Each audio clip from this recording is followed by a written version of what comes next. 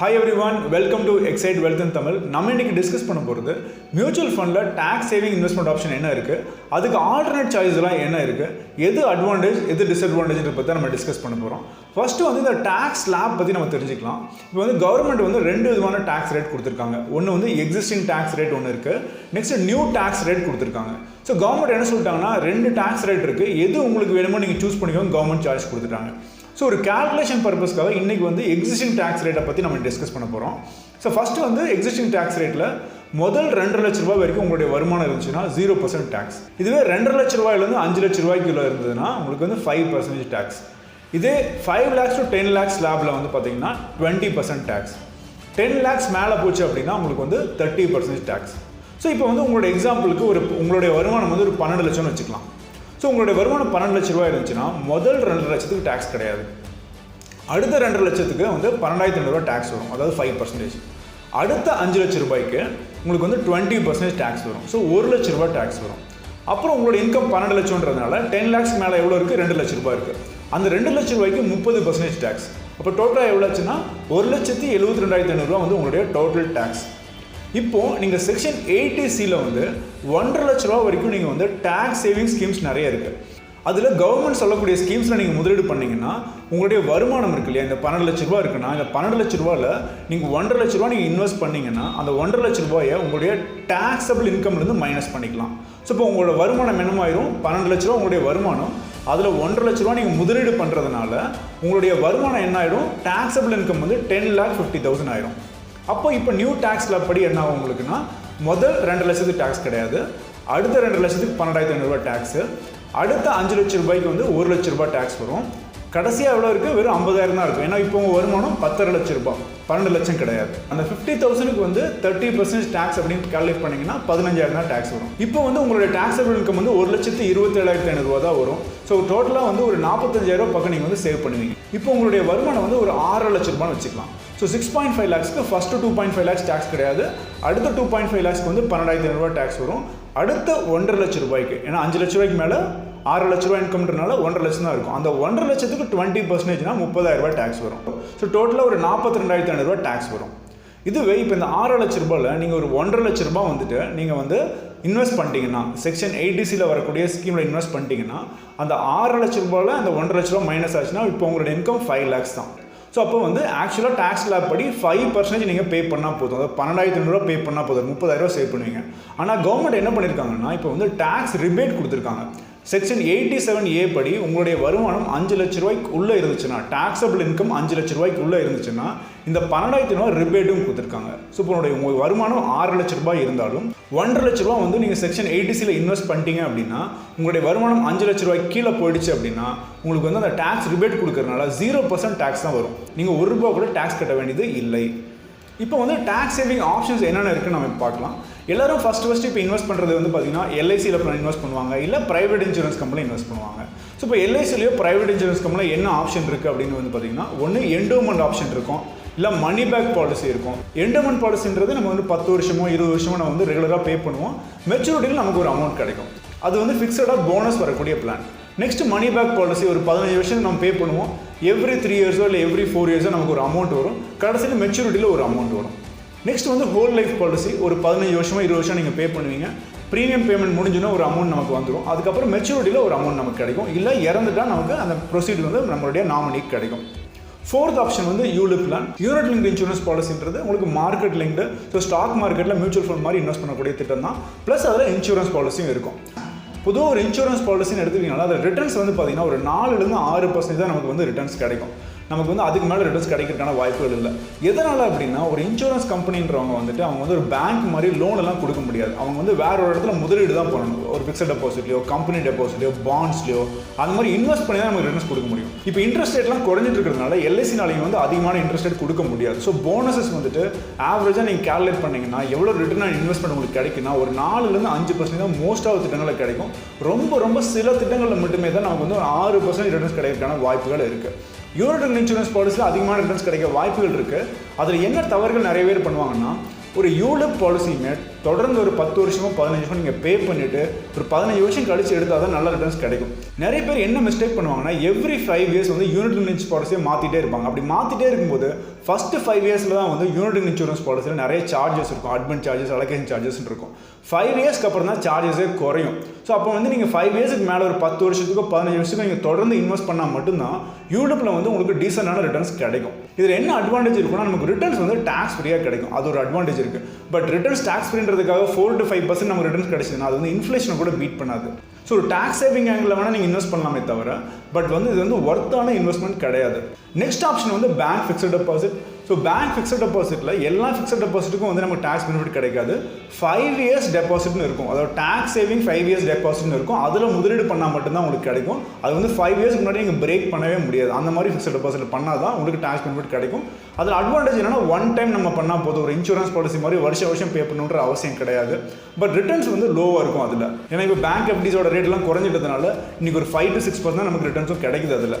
Next option வந்து பார்த்தீங்கன்னா public provident fund. இது வந்து ஒரு நல்ல ஒரு ஆப்ஷன் தான். உங்களுக்கு வந்து ஒரு 7 to 8% ரிட்டர்ன்ஸ் கண்டிப்பாக உங்களுக்கு கிடைக்கும். பட் ஆனால் இது லாங்கர் டியூரேஷன் வந்து குறைஞ்சது வந்து 15 இயர்ஸ் கழிச்சு தான் நமக்கு மெச்சூரிட்டி கிடைக்கும்.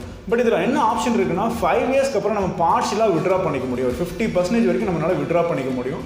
நெக்ஸ்ட்டு நடுவில் வேணும்னாலும் எடுக்க முடியும், ப்ரீ க்ளோஸ் பண்ண முடியும். எப்படின்னா 5 இயர்ஸ்க்கு அப்புறம் உங்களுக்கு வந்து ஃபேமிலி மெம்பர்ஸ் யாராவது வந்துட்டு ஒரு கிரிட்டிக்கல் இல்னஸ், சிவியரான ஒரு இல்னஸ் வந்துருச்சு அப்படின்னா அதை வந்து நீங்கள் ப்ரீ க்ளோஸ் பண்ண முடியும். இல்லை நீங்கள் வந்து ரெசிடென்ஸ் என்டினா இன்றைக்கி இருக்கீங்க, ஃபியூச்சரில் வந்து என்ஆர்ஐ ஆகிட்டீங்க அப்படின்னா அதை நீங்கள் க்ளோஸ் பண்ண முடியும். தேர்ட் ஆப்ஷன் வந்து என்னன்னா உங்களுடைய ஹையர் எஜுகேஷன், குழந்தையுடைய ஹையர் எஜுகேஷன்ஸ் வேணும்னா இதை நீங்கள் ப்ரீமெச்சோட நீங்கள் க்ளோஸ் பண்ண முடியும். நெக்ஸ்ட் வந்து மியூச்சுவல் ஃபண்ட்ஸ். மியூச்சுவல் ஃபண்டில் எல்லா மியூச்சுவல் ஃபண்டும் டேக்ஸ் சேவிங்கில் வராது. இஎல்எஸ்எஸ் ஸ்கீம்ஸில் மட்டும்தான் வரும். ஈக்விட்டி லிங்க்டு சேவிங் ஸ்கீமில் இருக்கக்கூடிய மியூச்சுவல் ஃபண்ட் மட்டும்தான் நீங்கள் வந்து இந்த 80C கீழே வரும். ஸோ மியூச்சுவல் ஃபண்ட் வந்து ஸ்டாக் மார்க்கெட்டில் இன்வெஸ்ட் பண்ணுறதுனால இதில் அப்ஸ் அண்ட் டவுன்ஸ் கண்டிப்பாக இருக்கும். ஸோ நீங்கள் விட்ரா பண்ணும்போது அன்னைக்கு என்ன மார்க்கெட் வேல்யூ அந்த வேல்யூ தான் நமக்கு கிடைக்கும். ஆனால் இதில் அட்வான்டேஜ் என்ன, மற்ற ஆப்ஷன் கூட இதில் என்ன அட்வான்டேஜ் இருக்குன்னா லாக்இன் வந்து வெறும் 3 இயர்ஸ் மட்டும்தான். ஸோ 3 வருஷத்துக்கு அப்புறம் வந்து உங்களுக்கு ரிக்வயர்மெண்ட் இருக்குன்னா நீங்கள் எடுத்துக்க முடியும்.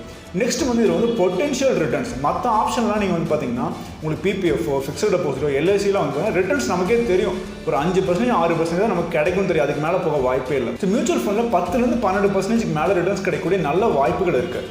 ஸோ இந்த ஸ்கீம்ஸ் எல்லாம் வந்து 3 இயர்ஸ் தான் வந்து உங்களுக்கு லாக்இன். பட் அதுக்கப்புறமும் இந்த பிளானை வந்து long term wealth creation use பண்ணிக்க முடியும். நல்ல திட்டங்கள் இருக்குது. ஆல்ரெடி நல்ல ரிட்டர்ன்ஸ் கொடுத்துட்டு இருக்கக்கூடிய திட்டங்கள் நிறைய இருக்குது. இதில் இருக்கக்கூடிய இன்னொரு ஸ்மால் ட்ராபேக் என்ன அப்படின்னா long term capital gain tax வரும் இதில். இப்போ ஃபார் எக்ஸாம்பிள் நீங்கள் இன்றைக்கி 1 லட்ச ரூபா இன்வெஸ்ட் பண்ணுறீங்க, ஒரு 10 வருஷம் கழிச்சு நீங்கள் 3 லட்ச ரூபாயை விட்ரா பண்ணுறீங்க அப்படின்னா முதல் 1 லட்ச ரூபா நம்மளுடைய இன்வெஸ்ட்மெண்ட், அடுத்த 2 லட்ச ரூபா வந்து கெயின். அந்த கெயினில் ஃபஸ்ட்டு 1 lakh கெயினுக்கு டேக்ஸ் கிடையாது. அடுத்த 1 lakh கெயினுக்கு வந்து நம்ம 10% டேக்ஸ் பே பண்ணணும். ஸோ டோட்டலாக வந்து செகண்ட் 1 lakhக்கு வெறும் 10,000 ரூபா நம்ம டேக்ஸ் பே பண்ண வேண்டியது இருக்கும். இப்போ வந்து ஒரு கம்பேரிசன் பார்க்கலாம். ஒரு எஃப்டிலையோ, எல்ஐசிலையோ, பிபிஎஃப்லையோ, ஒரு மியூச்சுவல் ஃபண்ட்லையோ ரிட்டர்ன்ஸ் கிடைக்கும் போது எவ்வளோ ரிட்டர்ன்ஸ் கிடைக்கிறதுக்கான வாய்ப்புகள் இருக்குன்னு நம்ம இப்போ பார்க்கலாம். இப்போ வந்து ஃபார் எக்ஸாம்பிள் நீங்கள் வந்து ஒரு 1 லட்ச ரூபா வந்து ரெகுலராக இன்வெஸ்ட் பண்ணிட்டு வரீங்க. ஒரு ஃபஸ்ட்டு வந்து ஒரு 5 இயர்ஸ்க்கு வந்து ஒரு 5 லட்ச ரூபா நீங்கள் இன்வெஸ்ட் பண்ணுறீங்க. வருஷத்துக்கு 1 லட்ச ரூபா இன்வெஸ்ட் பண்ணுறீங்க. எல்ஐசி பாலிசிலையோ, ஃபிக்ஸட் டெபாசிட்லையோ, இல்லை ப்ரைவேட் இன்சூரன்ஸ் கம்பெனிலையோ ஒரு 6% ரிட்டர்ன் கிடைச்சிருதுன்னா ஒரு 5,80,000 கிடைச்சிருக்கும். இதுவே 8% பிபிஎஃப்ல கிடைச்சதுன்னா ஒரு 6,33,000 ரூபாய் கிடைச்சிருக்கும். மியூச்சுவல் ஃபண்டில் ஒரு கன்சர்வேட்டிவாக ஒரு 10% கிடைச்சிருந்தா கூட 6.7 lakhs கிடைச்சிருக்கும். நீங்கள் 12% கிடைச்சிருந்ததுன்னா 7,11,000 கிடைச்சிருக்கும். இதுவே நீங்கள் 10 இயர்ஸ் தொடர்ந்து ஒரு 1 lakh பே பண்ணிட்டு வரீங்க, ஃபிக்ஸட் டெபாசிட்லையோ எல்ஐசிலையோ ஒரு 6% ரிட்டர்ன் கிடைச்சிருந்ததுன்னா 13 லட்ச ரூபா உங்களுக்கு வந்து கிடைச்சிருக்கும். இதே 8% உங்களுக்கு பிபிஎஃப்ல கிடைச்சதுன்னா 15 லட்ச ரூபா கிடைச்சிருக்கும். மியூச்சுவல் ஃபண்டில் ஒரு 10% ரிட்டர்ன் கிடைச்சுன்னா 17 லட்ச ரூபா கிடைக்கும். இதே 12% ரிட்டர்ன் கிடைச்சதுன்னா 19 லட்ச ரூபா உங்களுக்கு ரிட்டர்ன்ஸ் கிடைக்கும். ஸோ ஒரு எல்ஐசி பாலிசிக்கு ஒரு மியூச்சுவல் ஃபண்டுக்கு நீங்கள் ஒரு 10 இயர்ஸ் கம்பேரிசன் பார்த்தீங்கன்னா கிட்டத்தட்ட 6 லட்ச ரூபாய் எக்ஸ்ட்ரா வந்து ஒரு மியூச்சுவல் ஃபண்டில் கிடைக்கும். இதே 15 இயர்ஸ் கம்பேரிசன் பார்த்தீங்கன்னா ஒரு 15 லட்ச ரூபா நீங்கள் முதலீடு பண்ணியிருப்பீங்க. ஒரு 6% ரிட்டர்னில் எல்ஐசிலையோ, ஃபிக்ஸட் டெபாசிட்லையோ, ப்ரைவேட் இன்சூரன்ஸ்லையோ உங்களுக்கு வந்து ஒரு 22 லட்ச ரூபா ரிட்டர்ன் கிடைச்சிருக்கும். இதே ஒரு 8% பிபிஎஃப்ல ஒரு 30 லட்ச ரூபா பக்கம் கிடைச்சிருக்கும். இதே 10% ரிட்டர்ன்லேயே 35 லட்ச ரூபா கிடைச்சிருக்கும். 12% ரிட்டர்னில் நீங்கள் பார்த்தீங்கன்னா 41.75, அதாவது ஆல்மோஸ்ட் டபுளாக வந்து ரிட்டர்ன்ஸ் உங்களுக்கு கிடைச்சிருக்கும். இப்போ எல்ஐசி பாலிசியோ, ஃபிக்ஸட் டெபாசிட்டோ ஒரு 6%, நான் வந்து மிகைப்படுத்தி அதிகமாக தான் சொல்லியிருக்கேன். ஸோ அவ்வளோ கிடைக்கிறதுக்கான வாய்ப்புகளே இல்லை. பட் அவ்வளோ கிடைச்சிருந்தாலுமே கூட உங்களுக்கு வந்து 22 லட்ச ரூபா தான் கிடைச்சிருக்கும். ப்ளஸ் வந்து எல்ஐசி பாலிசியோ, ஃபிக்ஸட் டெபாசிட்டோ, பிபிஎஃப்ஓ வந்துட்டு கேரண்டி கிடையாது. ஃபிக்ஸடாக இன்கம் வருமே தவிர இன்னைக்கு என்ன ரேட்டோ அதே ரேட் வந்து ஃபிக்ஸடாக அடுத்த 10 வருஷத்துக்கு 15 வருஷத்துக்கு கிடையாது. கண்டிப்பாக குறையிறதுக்கான வாய்ப்புகளும் இருக்குது. பட் மியூச்சுவல் ஃபண்டில் வந்து உங்களுக்கு அப்ஸ் அண்ட் டவுன்ஸ் இருந்தாலுமே கூட எக்கானமியில் இருக்கக்கூடிய டாப் 100 இல்லை டாப் 500 கம்பெனிஸில் இன்வெஸ்ட் பண்ணும்போது இந்தியா வந்து ஒரு பொருளாதாரம் வந்து டெவலப்பிங் கண்ட்ரி. ஒரு டெவலப்பிங் கண்ட்ரியில் வளரும்போது முதல்ல டாப் 500 கம்பெனிஸ் தான் ஃபாஸ்ட்டாக வளரும். அப்படி ஃபாஸ்ட்டாக வளரும்போது அந்த எக்கானமியோடைய பிரதிபலிக்கிறதே வந்து உங்களுக்கு டாப் 500 கம்பெனிஸ் தான். அப்போ நீங்கள் டாப் 500 கம்பெனிஸ் இன்வெஸ்ட் பண்ணுறவங்களுக்கு எல்லாத்துக்குமே பொட்டன்ஷியல் ரிட்டர்ன்ஸ் வந்து அதிகமாக தான் இருக்கும். நீங்கள் டெவலப்டு கண்ட்ரியில் வந்து பார்த்தீங்கன்னா ஒரு யூஎஸ்ஓ யூகேலலாம் பார்த்தீங்கன்னா உங்களுக்கு வந்து ஃபிக்ஸட் டெபாசிட் ரேட் ரொம்ப கம்மியாக இருக்கும். சம்டைம்ஸ் 1% கூட இருக்கும். சில இடத்துல மேக்ஸிமம் ஒரு 2% வரைக்கும் தான் போக வாய்ப்பு இருக்குது ஃபிக்ஸட் டெபாசிட்டில். ஆனால் அவங்களுடைய கம்பெனிஸ் கார்பரேட் கம்பெனிஸினுடைய வளர்ச்சி வந்து பார்த்தீங்கன்னா ஆவரேஜாக 10-15%, சம்டைம்ஸ் 20% கூட ஸ்டாக் மார்க்கெட் ரிட்டர்ன்ஸ் கிடைக்கும். சிமிலர்லி இந்தியாவிலேயும் வந்து பார்த்தீங்கன்னா டாப் 500 கம்பெனிஸுடைய வளர்ச்சி வந்து பார்த்தீங்கன்னா ஆவரேஜாக 10-12% ஈஸியாக கிடைக்கும். ஒரே விஷயம் என்னன்னா ஸ்டடியாக க்ரோ ஆகாது, அப்ஸ் அண்ட் டவுன்ஸோட தான் உங்களுக்கு ரிட்டர்ன்ஸ் வந்து கிடைக்கும். இப்போ வந்து ஒரு லைவ் டேட்டா பார்க்கலாம். ஒரு மியூச்சுவல் ஃபண்டில் ஒரு கிளைண்ட் வந்து ஒரு 5 வருஷத்துக்கு முன்னாடியோ 10 வருஷத்துக்கு முன்னாடியோ இல்லை 15 வருஷத்துக்கு முன்னாடியோ ஒரு 1 lakh rupees இன்வெஸ்ட் பண்ணியிருந்தாங்க. இன்றைக்கி என்ன வேல்யூ இருக்குன்றது நம்ம இப்போ லைவாக பார்க்கலாம். ஃபர்ஸ்ட் வந்து 5 years இப்போ நம்ம பார்க்கலாம். இந்த டேட்டா வந்து 18th December 2020 எடுத்த டேட்டா, அதாவது நேற்று எடுத்த டேட்டா.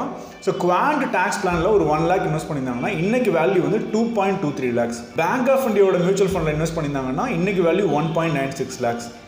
ஜேஎம் டாக்ஸ் கெயினில் இன்வெஸ்ட் பண்ணியிருந்தாங்கன்னா இன்னைக்கு value 1.94 lakhs. Axis long term equity ஃபண்டில் இன்வெஸ்ட் பண்ணியிருந்தாங்கன்னா இன்னைக்கு வேல்யூ 1.94 lakhs. கனரா ரொபேக்கோவோட ஈக்விட்டி டாக்ஸ் சேவரில் இன்வெஸ்ட் பண்ணியிருந்தாங்கன்னா இன்னைக்கு வேல்யூ 1.9 lakhs. ஸோ 13% வந்து 17% ரிட்டர்ன் கிடைச்சிருக்கு லாஸ்ட் 5 year ரிட்டர்ன். நெக்ஸ்ட் வந்து ஒரு 10 year ரிட்டர்ன் இப்போ நம்ம பார்க்கலாம். ஒரு 10 வருஷத்துக்கு முன்னாடி ஒரு 1 lakh rupees வந்து ஆக்சிஸ் லாங் டர்ம் ஈக்விட்டி ஃபண்டில் இன்வெஸ்ட் பண்ணியிருந்தாங்கன்னா இன்னைக்கு வேல்யூ 4.6 lakhs.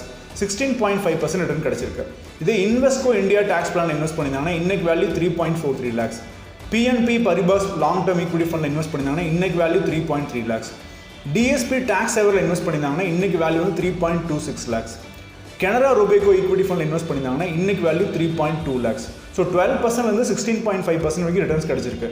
இப்போ வந்து 15 years முன்னாடி ஒருத்தர் வந்து ஒரு 1 lakh இன்வெஸ்ட் பண்ணியிருந்தாங்கன்னா இன்னைக்கு வேல்யூ என்னன்னு இப்போ பார்க்கலாம். ஃப்ராங்க்லின் இந்தியா டாக்ஸ் ஷீல்ட் ஃபண்டில் 1 lakh இன்வெஸ்ட் பண்ணியிருந்தாங்கன்னா இன்னைக்கு value 6.4 lakhs. ICICI Prudential long term equity ஃபண்டில் இன்வெஸ்ட் பண்ணியிருந்தாங்கன்னா இன்னைக்கு value 6 lakhs. HDFC long term advantage ஃபண்டில் இன்வெஸ்ட் பண்ணியிருந்தாங்கன்னா இன்னைக்கு வேல்யூ 5.63 lakhs. சுந்தரம் டைவர்சிஃபைட் ஈக்விட்டியில் இன்வெஸ்ட் பண்ணியிருந்தாங்கன்னா இன்னைக்கு வேல்யூ 5.5 lakhs. கோட்டக் டேக்ஸ் செவர் ஸ்கீமில் இன்வெஸ்ட் பண்ணியிருந்தாங்கன்னா இன்னைக்கு வேல்யூ 5.1 lakhs. இப்போ நம்ம பார்த்தது எல்லாமே பாஸ் ரிட்டர்ன்ஸ் தான். பாஸ் ரிட்டர்ன்றது ஃபியூச்சருக்கான இண்டிகேட்டர் கிடையாது. ப்ளஸ் மியூச்சுவல் ஃபண்ட் தான் subject to market risk. But நல்ல ஒரு பொட்டன்ஷியல் வந்து மியூச்சுவல் ஃபண்டில் வந்து இருக்குது. நெக்ஸ்ட் வந்து எப்பவுமே வந்து பாஸ் ரிட்டர்ன்ஸை பேஸ் பண்ணி மட்டுமே மியூச்சுவல் ஃபண்டில் இன்வெஸ்ட் பண்ணக்கூடாது. நீங்கள் இன்வெஸ்ட் பண்ணும்போது உங்களுடைய ஃபினான்ஷியல் அட்வைசர்கிட்ட டிஸ்கஸ் பண்ணி எது வந்து லாங் டர்முக்கு நல்ல ரிட்டர்ன்ஸ் கொடுக்குமோ அந்த ஸ்கீமை நீங்கள் இன்வெஸ்ட் பண்ணுங்கள். ஸோ ஒரு 4 விதமான டேக்ஸ் சேவிங் ஆப்ஷன்ஸ் நம்ம பார்த்தோம். ப்ளஸ் ஒரு மியூச்சுவல் ஃபண்டில் எவ்வளோ பொட்டன்ஷியல் இருக்குன்றது லைவ் டேட்டாவோட நீங்கள் பார்த்தீங்க. ஸோ ஒரு ஃபியூச்சரில் நீங்கள் வந்து ஒரு நல்ல வெல்த் கிரியேட் பண்ணணும் அப்படின்னா டேக்ஸ் சேவிங் ஆப்ஷனும் வந்து ஒரு பெஸ்ட் ஆப்ஷன் தான். டேக்ஸ் சேவர்ன்றது ஒரு லாக் இன் ஆப்ஷன் அவ்வளோதானே தவிர இதுவும் வந்து ஒரு நல்ல வெல்த் கிரியேஷன் ஸ்கீம் தான். ஸோ இந்த வீடியோ உங்களுக்கு பிடிச்சிருக்குன்னு நினைக்கிறேன். ஸோ இந்த வீடியோ பிடிச்சினா ப்ளீஸ் லைக் பண்ணுங்கள், ஃப்ரெண்ட்ஸுக்கு ஷேர் பண்ணுங்கள். இந்த சேனல் சப்ஸ்கிரைப் பண்ணாதவங்க ப்ளீஸ் சப்ஸ்கிரைப் now. இந்த பெல் ஐக்கானையும் கிளிக் பண்ணிங்கன்னா எந்த வீடியோ நீங்கள் மிஸ் பண்ணாமல் பார்க்கலாம்.